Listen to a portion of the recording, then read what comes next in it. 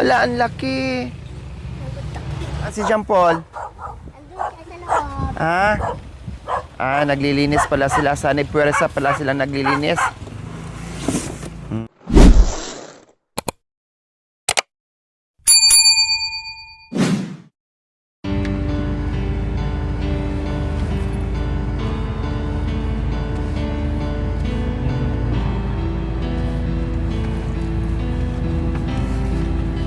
So ayan po mga kababayan,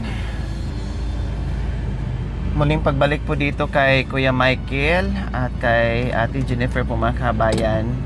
Dahil kagabi nga po sabi ko sige, baka makabalik kami bukas or tanghali or hapon, dahil busy tayo mga kababayan, dahil nagpapatalis po tayo sa kabila.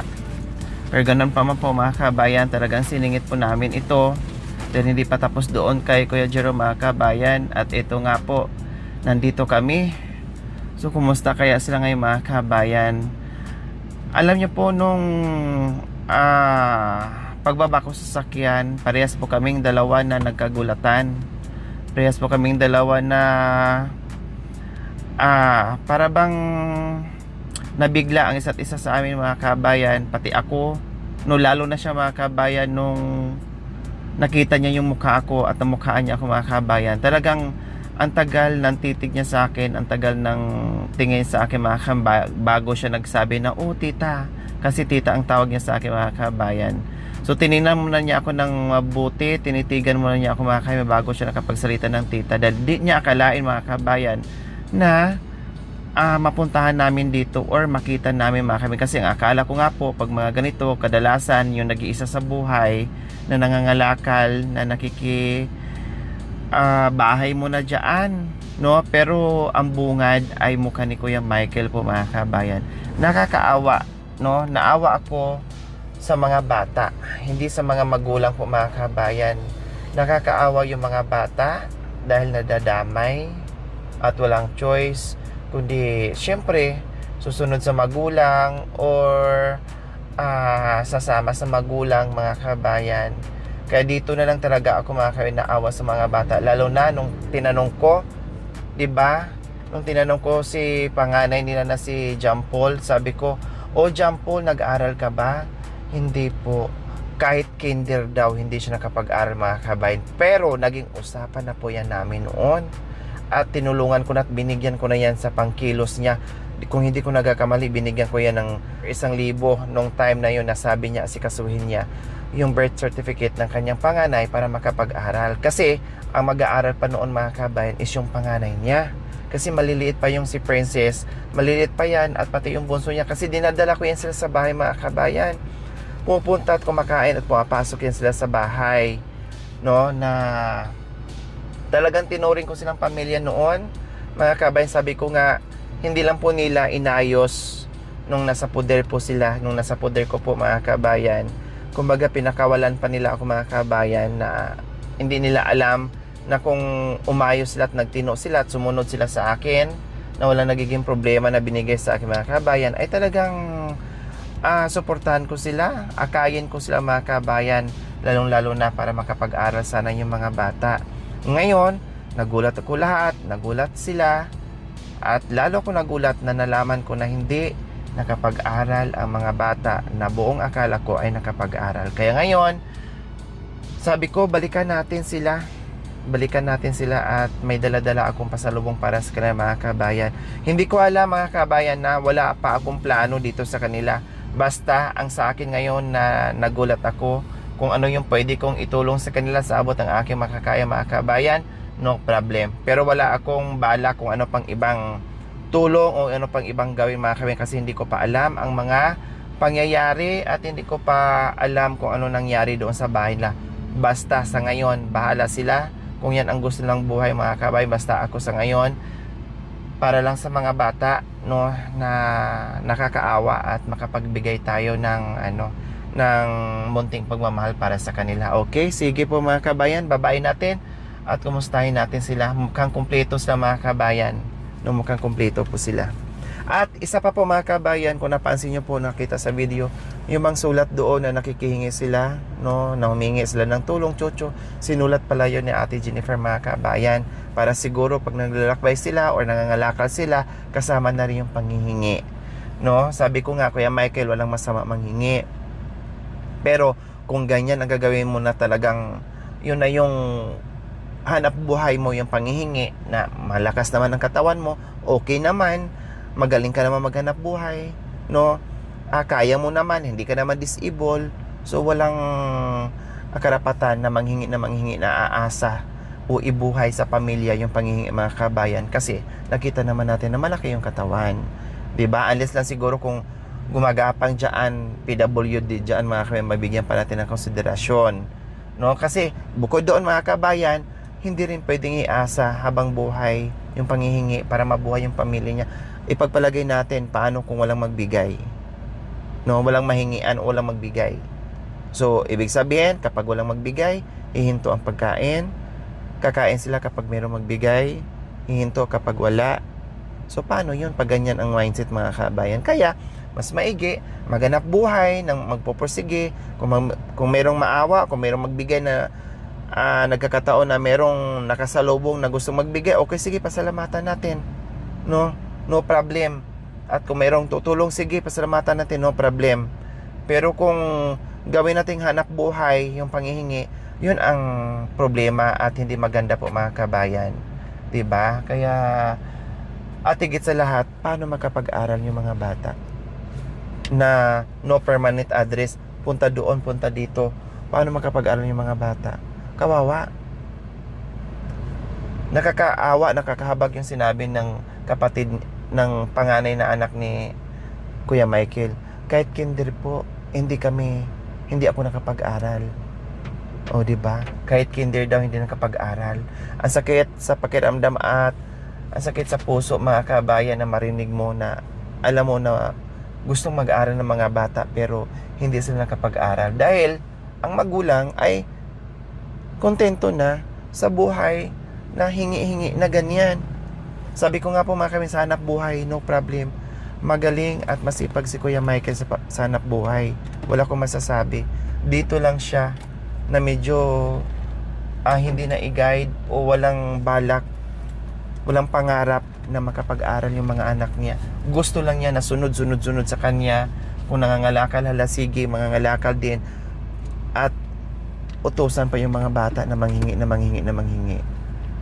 Na imbis sa eskwelahan sana bisi-bisiyan ang mga bata, pero sa panghingi at pangangalakal, 'di ba? So ito, binalikan natin. Ayan, nagwawalis nga po, mga kabayan. Nagwawalis kasi alamin ko pa yung kanilang bahay o lugar na kung saan binigyan po natin sila ng bahay. Alamin ko pa kasi si Kuya Michael ay pilit niya akong mapaniwala na nag-aral yung mga bata. Talagang mga kabayan, talagang pinipilit niya na maniwala ako sa kanya na nag-aaral nga yung mga bata. Hanggat kinausap ko yung dalawa, pero hindi niya alam, ang mga bata kinausap ng team, nag-aral kayo? Hindi po. Pero nung ako humarap at kumausap sa mga bata, nakaharap din si Kuya Michael. Habang tinanong ko, tinitigan ni Kuya Michael, hindi ko alam kasi nakatalikod sa akin si Kuya Michael. Nakaharap dun sa bata, hindi ko makita yung mukha ko, kung dinilatan ba niya o ginanyan ba niya, may sinyas ba para wag magsalita at wag sabihin sa akin na hindi nag-aral, no? Pero dumating yung panganay at yun kaagad ang tinanong ko, bungad pa lang yun kaagad ang tinanong ko, sinagot ng diretso na walang patupik-tumpik yung batang panganay, mga kabayan, na hindi po kami nag-aral. Hindi po kami nag-aral. Kahit kinder po, hindi po kami nag-aral. So wala na nagawa si tatay, wala na nagawa si Jennifer, kasi panganay na nagsalita at nagsabi na hindi sila nag-aral. Kaya ang ayaw ko lang dito kay Kuya Michael ay nagsisinungaling. Kaya sabi ko, sa katanggalin mo na yung pagiging sinungaling. Magsinungaling ka para kaawaan ka ng tao. Sabi mo yung totoo. Baka doon pa lalong maawa yung tao kapag sinabi mo yung totoo, yung sitwasyon mo talaga, na hindi yung making story, na hindi yung gagawa ka ng kwento para kaawaan ka, para bigyan ka, no? Hindi maganda. Huwag mong kaawaan yung sarili mo, 'di ba? Yan. Kaya humingi siya ng pasensya sa akin. Sorry po, tita. walang problema. Ang gusto ko lang sa'yo, magsabi ng totoo. So ayan po mga kabayan, puntahan natin at may dala-dala tayong pasalubong. Hello Kuya Michael, magandang hapon. Ang linis-linis na ng harapan mga kabayan, no? Kahit nakikita sila dito at kahit may mga kalakal, malinis naman, no? Kagabi napuntahan ko dito, malinis naman yung harapan nila. Okay naman. Pati yung palibot ay no problem naman po mga kabayan. O, kumusta kayo? Ha? Kumusta? Nasaan si Jean Paul? Naglilinis pala sila. Sa Nipwersa pala sila naglilinis. Si Ate Jennifer naglilinis dito. Si Kuya Michael naglilinis din doon sa palibot. O di ba dapat ganyan, matutuwa ang may-ari na kahit samantala kayo dito nakitira ay malinis ang inyong palibot. O kumusta Jean Paul? Ha? Okay lang po. Okay lang. Ako ba ay kilala mo pa o nakalimutan mo na ako? Kilala ko po. Saan? Saan mo ako nakita? Sa Suntri. Dati sa tinirahan nyo. O, kasi ito, malaki naman kami kayo nakakatanda sa akin. Iwan ko lang ito. Ikaw, princess, kilala mo pa si tita? Ha? O, ito, malamang hindi. Kasi ito, malaki na to eh. Itong dalawa. Ito, nakakatanda pa to sa akin. Kilala mo, nakita mo ako doon? Ha?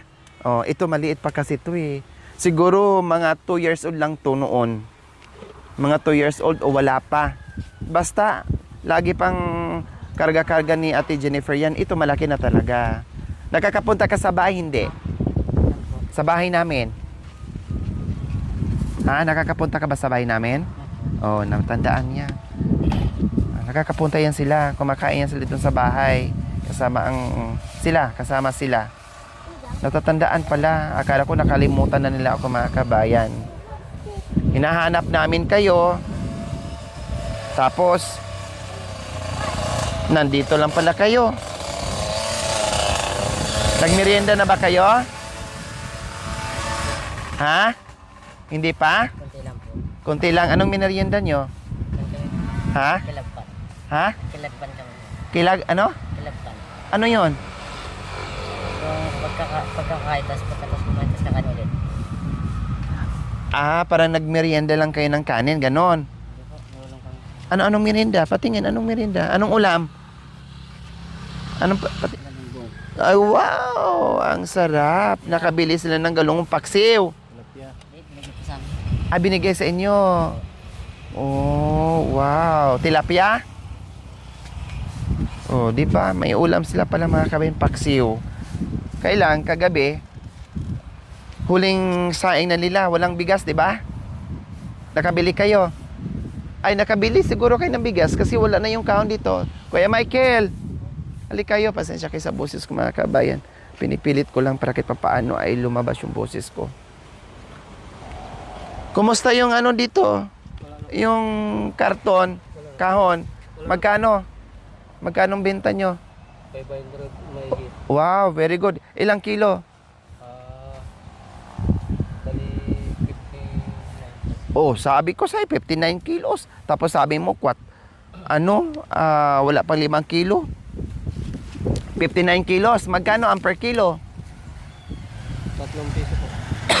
3 piso? Ang mura pala, no? Grabe. Dati kasi 4. Oh, dati kasi 4 pa nung panahon na yun. Tapos 4 pa rin, hindi na tumaas. Tumaas na lahat-lahat.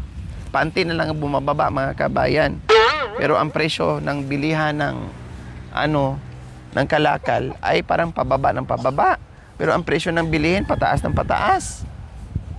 59 kilos, naka 500 plus daw po siya mga kabayan. Anong binili mo doon sa 500 plus, Kuya Michael? Bigas. Tapos ulam. Yung ulam nyo dyan na isda, saan galing yan? Yung Binigay. kumo kami sa may Garita? hindi dito po. May regasyon. Anong huli kayo? Meron dyan? Pero po, nandun. Saan? Dito po. Talaga? Masipag pala kayo. Anong ginamit yung panghuli dyan? Pag po, sana. Ha? Ay, buhay pa yung iba. Oo, kadakil. Maragol. Ay, hala, ang laki. Hindi na siya tilapia. Dito. Hindi, ano yan siya eh. Dalag. Dalag? Dalag po. Dalag at saka... Hala, ang laki. Oo. Saan banda, kuya? Nakakatuwa naman. Ito. Anong ginamit niyo dyan panghuli? Para po. Ha? Ganyan lang? Hindi kayo gumamit ng net? Hindi po. Aba, ang galing ng ano mo Ang galing ng kamay mo, manghuli ng Anong isda? Oras ka nang huli ng isda? Last 4:30. 4:30 ng hapon? Wala pang ang alas 4. Kanina lang umaga? Kanina lang. Umaga. Tapos, yan ang nahuli mo lahat, niluto mo yung iba. Oh, very good Marami palang isda dyan? Marami po. Marami nang uhuli dyan? Opo. Yung, Saan yung meron pa dumayo na nagkukuryente, yun na, inano ko na. Tapos, umalis na ako. Sa kanila yung lahat. Ngayon wala nang naman. Wala na. Naubos na. Kinuryente nila. O buti bago na kuryente, nakakuha ka. Oo, kahit po. Ilang kilong bigas ang nabili mo? 6 po. 6 na kilo. O, tapos ano pa? 6 na kilong bigas. Ano pang binili mo ngayon? Yung itlog po. Itlog. Ilang piraso? Saka 3. Tapos 3 itlog. 3 itlog? Pilis. Ha? 3 at saka 3 itlog. 3? Itlog at 3 itlog at saka 3 itlog. pilis po. 3 itlog at saka 3 pilis. Lucky me para pag halo-haloin. Para pang budget-budget, ganon. Opo. Tapos meron pala yun ng tinapa po na isa. Sambanig. Yun ang kinita mo, yun ang binili mo doon sa kinita mo. O ano pang kalakal na ibibenta mo bukod doon sa kahon, mga karton, ano pa? Yung mga sibak, wala na po. Ito, bakit hindi mo pa to Balatan pa lang. balatan yung alin? Yung mga tikita. Opo. Tatanggalin bago tapos pitpitin. Opo. Bago ibenta. Opo. Oh. Iba naman yung presyo. Magkano naman ang sa San bote? Manuel, San Manuel po. Ang layo naman. Ibabike mo pa papuntang San Manuel yan? Opo. Meron naman dyan sa Rosales. Mas mahal po ito eh. 19 po. 19 ang 1 kilo. 1 kilo. Bakit dito sa atin nga Diyan lang po, 5. So, kailangan pang bumiyahin ng ibang Opo. taon para mahal ang ano. Good ba yan? Good. Good yan. Pero hindi pala balatan. Yung takip lang ang tinanggal namin. So, di ba, sabi ko sa'yo, ibenta mo na yung karton mo kasi maabutan ng ulan dyan. O kundi, nagkapera ka, nakabili ka ng bigas ngayon. O anong merienda? Kanin lang daw? Kakakain lang, tapos maya-maya daw kain, sabi ni Jampol, kasi merong isda. Opo. Masarap yan, kasi fresh. Saan ba banda, kuya? Yung pinagkukuhaan mo? Saan banda? Ito mismo? Opo. Sa gilid dyan? Ayun o, doon sa may... po doon. Dito yan. Opo. Then tabi ng bakod po. Dito sa may bakod. Oh. Ito karugtong dito? Opo, correct. Ibig sabihin mayroon din mga yan? Meron din, pero malilit pa. Maliliit pa. Aba, ang galing Ito naman, tungal ako na, meron din, nakahuli din. Dalawa kayo ni Jampol. Iba sa kanya, nandun sila. Kami nandito. O, bili kayo ng soft drinks. Magmerienda kayo. May tindahan ba dito malapit? Katatapos lang kumain. Katatapos lang magmerienda. Kaya para sabi ni Jampol, katatapos lang magmerienda. Kasi sa kanila mga kabayan, halimbawa, mananghalian sila. Pagdating ng merienda time, yung kanin pa rin ang merienda nila. Kaya ang mga katawan nila mga kabayan, ayos. No, okay naman. Malulusog naman yung mga bata. Hindi naman mga payatot. Okay naman silang lahat, mga malulusog sila. Kasi kahit noon pa, Kahit na nandoon sila sa apartment noon sa amin, ang merienda nila talaga is kanin. Minsan magtitinapay sila pag dumarating ako mga kabayan, saka soft drinks. Pero ang madalas ng merienda nung nasa apartment pa sila na nakatira ay kanin talaga. Kanin ang gusto ng mga bata. Sila lahat kanin. Nasanay sila. Hindi na sila nagme-merienda o bumibili na kung ano-ano dyan sa tindahan. Oh, diba? Paano yan mamaya? Hindi na kayo kakain? Hindi na po. Ha? Hindi na po. Ang daming patingin nga. Paksiw, tama? Opo. Taxi. Oh. Sabi ni Jampol, galunggong daw. Tilapia, Jampol. Iba yung galunggong. Malapad yan eh. Sinawag po dyan. Ha? Sinahog yung? Sinama dyan? Dalawa yan, galunggong at saka tilapia. Saan galing yung galunggong? May nagbigay. Tapos, sinama na dyan. Hinalo nyo na. Sino naman nagbigay sa inyo ng galunggong? Yung doon din, sa Rosales po. Dumaan dito. Dumaan po. Ano nga pangalan nito?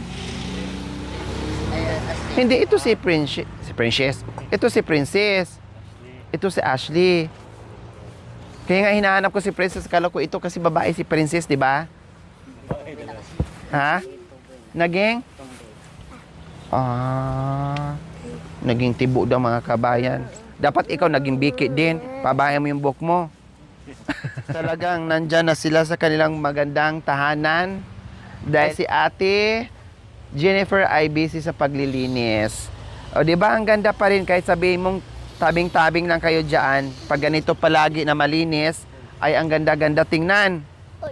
O basta, wag lang kayo maglagay ng kalakal diyan sa loob ng higaan nyo ha. Hindi po. Para hindi nyo malanghap yung yung dumi. Siyempre, kung saan-saan nyo pinulot yung mga kalakal nyo. Sabi ko nga, nandiyan sa basura yung pera. May pera sa basura. Pero may bakterya din sa basura kapag hindi kayo nagiging maingat, malalanghap nyo, magkakasakit kayo. Tapos yung kinita nyo doon sa basura, kulang pa. Diba? Kulang pa. Kaya mag-iingat ingatan ang kalusugan. Lalo-lalo na sa mga bata, Kuya Michael, ha? Opo. Hindi katulad doon sa bahay nyo na pinuno nyo ng kalakal. Siyempre, nandoon, lahat ng bakterya nandoon na nalalanghap sa mga bata. Magkakasakit kayo. Opo. O dapat ganyan lagi. Malinis, maayos, no? Na kahit barong-barong kayo dyan, ganyan ang palibot malinis. Tinan mo si ate Jennifer, mga kabayan. Dito siya naglinis. Si Kuya Michael naman kanina doon sa labas. So, paano pag sa gabi? Pagpasok dyan, higa na kaagad. Opo. Wala nang tayuan. Hindi na po, diretso na po. Diretso na higa. Opo, tito. Diyan na kayo kumakain. Opo, tito. Pag minsan po, dyan sa labas po. Dito kayo. Nagsapin kayo ng karton. Opo. Tapos may upon na maliit. Hindi naman siguro masyadong mainit dyan kasi mayroon namang hangin pumapasok dito, di ba? Opo, tito.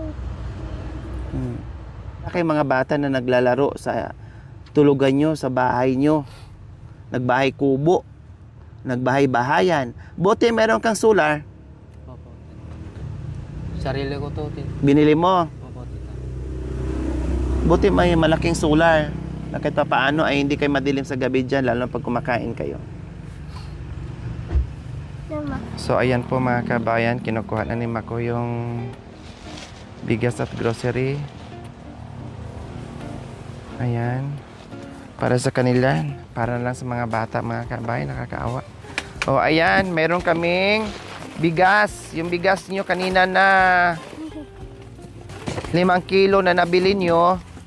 O ngayon, meron na kayong 25 kilos na bigas. Hindi lang yan, meron pang grocery. O buksan mo, Kuya Jampol, para makapagmerienda kayo. May merienda dyan. Kahit sabihin na nakamerienda na kayo ng kanin, siyempre lalo na pag mga bata, naghahanap din ng ibang merienda. Kaya ayan, buksan mo, may assorted groceries dyan. Tigit sa lahat, yung bigas yan ang pinaka-importante.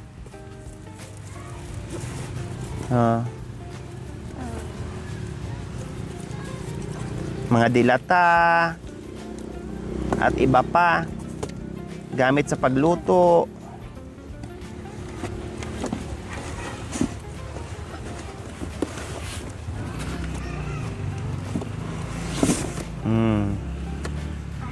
Oh. Sige, buksan mo. Oh, may mga dilata dyan, merienda nyo. O, bigyan mo, anong gusto nyo? Kumuha kayo. Mantika, kape, kung ano-ano pa.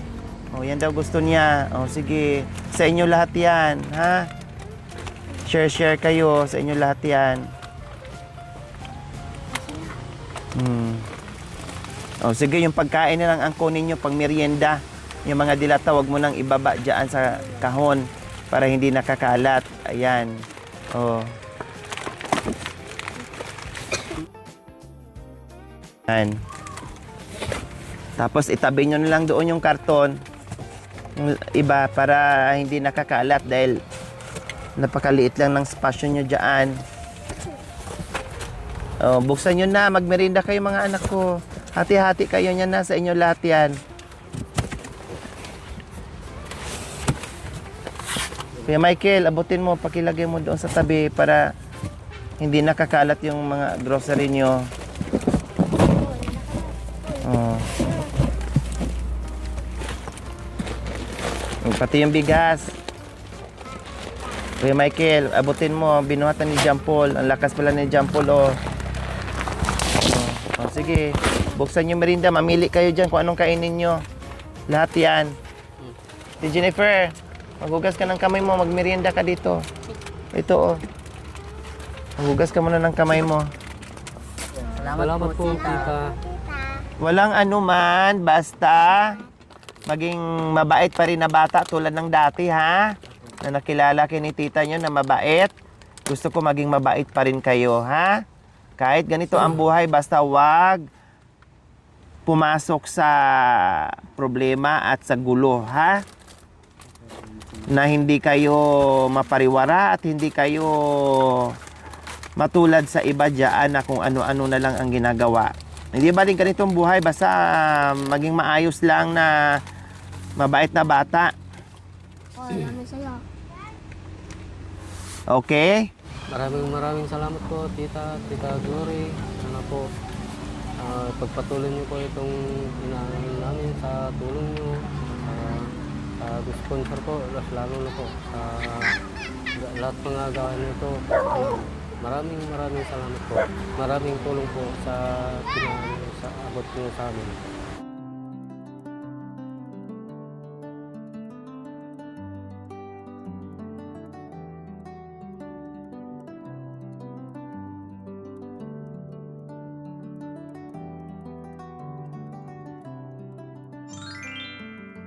Thank you for watching. Don't forget to like, share, and subscribe.